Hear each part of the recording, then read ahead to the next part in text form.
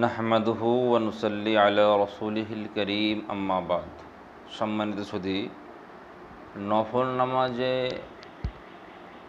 দাঁড়ানো কি ফরজ না ওয়াজিব না সুন্নত না মুস্তাহাব কি জানেন? তার আগে বলে দিই,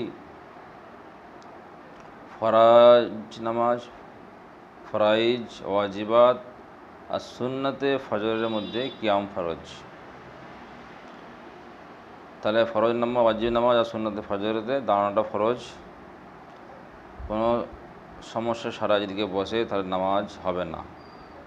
তবে নফল নামাজ বসে পড়া বৈধ আছে, নফল নামাজ হয়ে যাবে, কিন্তু সমস্যা ছাড়াই বসে পড়া এটা অর্ধেক সওয়াব পাবে। এটা কোথায় আছে? দুরের মুক্তারের মধ্যে আছে, ঠিক আছে? দুরের মুক্তারের মধ্যে এটা পাওয়া যায়, ঠিক আছে? দুটোর মধ্যে আছে। তাহলে কি বোঝা গেল? ফরজ নামাজ, ওয়াজিব নামাজ এবং সুন্নতে ফজরের মধ্যে, ফজরের সুন্নতে, ফরজ ওয়াজিব আর ফজরের সুন্নতের নামাজে দাঁড়িয়ে নামাজ পড়া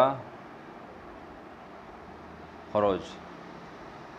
আর নফল নামাজে কেউ যদি দাঁড়ানো ক্ষমতা থাকতেও যদি না দাঁড়ায় তাহলে অর্ধেক সওয়াব পাবে, আর যদি ক্ষমতা না থাকে তাহলে ফুল সওয়াব পাবে। বোঝা গেল?